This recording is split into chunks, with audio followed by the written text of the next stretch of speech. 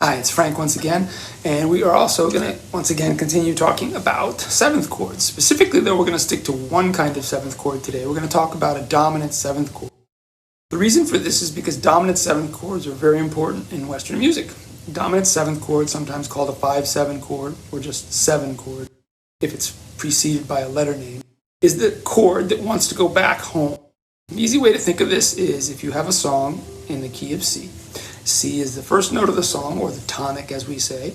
Then every time we play that, re-establishing the idea that we're near or at the place we want to come to a rest at. That is to say, it's the most important note of the song, so we keep talking about or playing that note. Whenever we move away from it, any amount of distance, we're in a way longing to come back to it.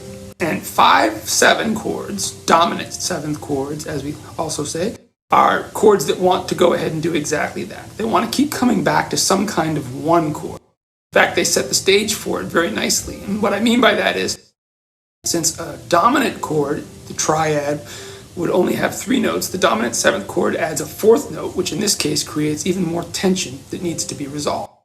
So in a moment, we'll look at those scale notes in terms of chords, chord notes in terms of playing an actual chord. But for now, I'm going to go ahead and just build the G dominant seventh chord in a few different places on the neck. Whenever we talk about this kind of stuff, meaning the theory behind why certain chords work the way they work in progressions or anywhere else for that, it's always important to make sure we come back and establish why that's significant on the guitar. And the easiest way to do that is to locate the stuff we're talking about and make it actually practical for us to use. So the G7 chord, as already mentioned in my previous video, just builds on the G major triad. That is to say, it is the G major triad, G, B as in boy, D as in dog, and then in addition to that, as noted before as well, we just add a 3rd above the last note. The 3rd above D gives us an F if we want to stay diatonic. And for now, just keeping things simple by staying in the key of C. So that means no sharps, no flats. So that means then we already have our first pattern, and it's root position. That is to say, root, the 3rd, 5th, and the 7th. If I wanted to continue that over the next octave, I would simply slide my 2nd finger up a step and play root, 3rd, 5th, 7th again. Notice here, this note, unlike the first octave of the G7 chord, where the 2nd finger plays both this note and the 7th, root and the 7th. Here, 2nd finger plays the root, but my ring finger plays the 7th F. And that's because, of course, the B string is tuned differently, the 2nd string of the guitar. So that's the arpeggio, we would say. Another word we haven't used a lot, but now we're getting to 7 chords. It's one I want to start filing away as something that comes up a lot when we talk about chord shapes. Arpeggios are simply the notes of the chord broken up to one after the other. When we play an entire chord together, for instance, a first position G7 chord that you may already know, like this, we're playing it in what pianists describe as a block shape, meaning all at once.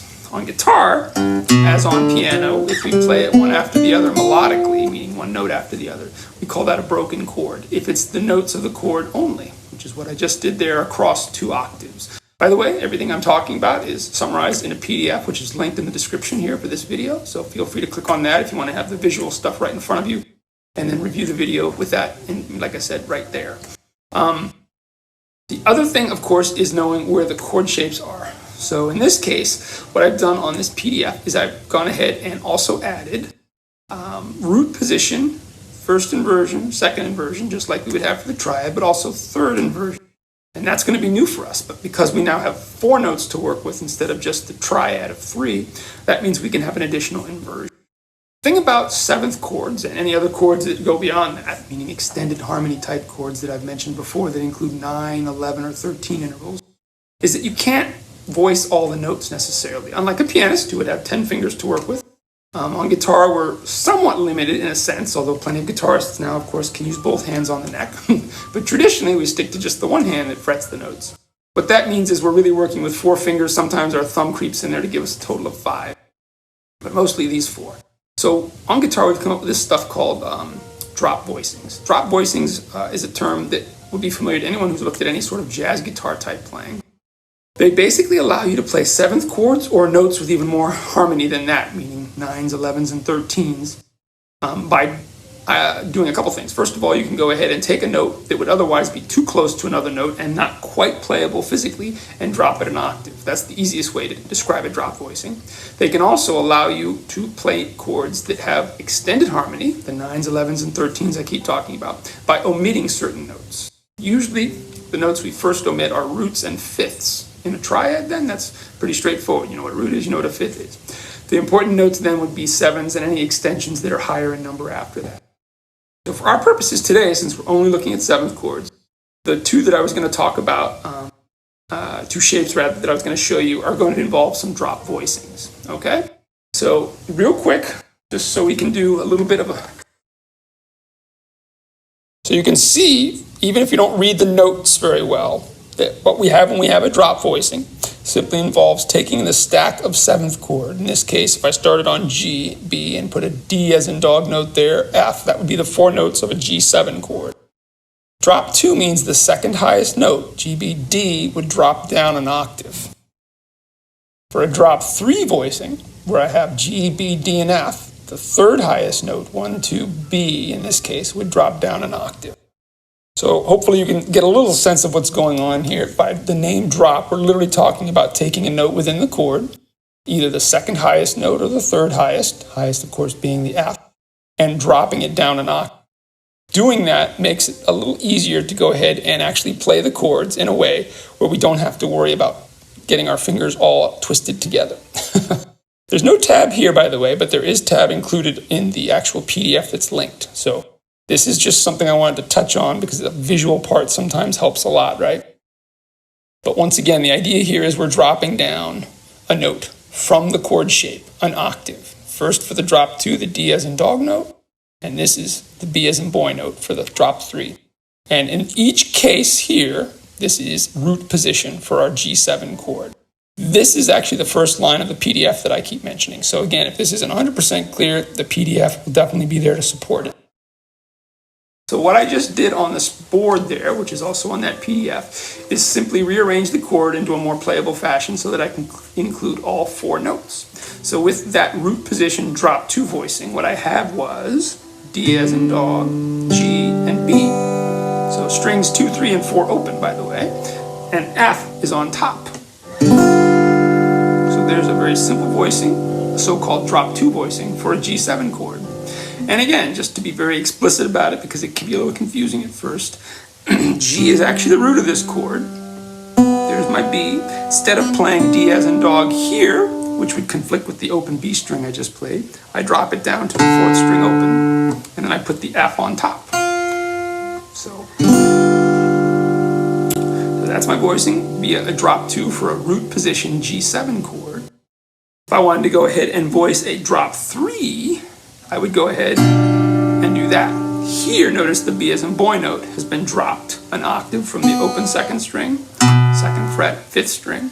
And in addition to that, I have the open G, D as in dog, 3rd fret, 2nd string, F, 1st fret, 1st string.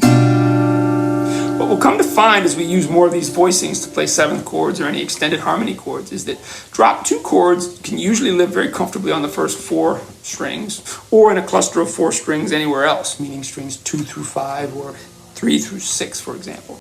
But drop 3 chords are really handy when you have a bass line, a low note that you want to move around, for instance, in a chord melody arrangement, while keeping the chord on top, the highest notes, mostly the same.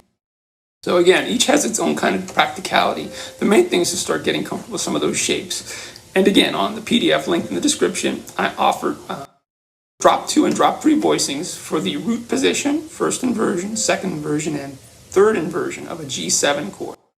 So in addition to that, there's also the breakdown of how you can take the 4 notes we started with, G, B, D, and F, and instead of just playing it in root position, move that around. For instance,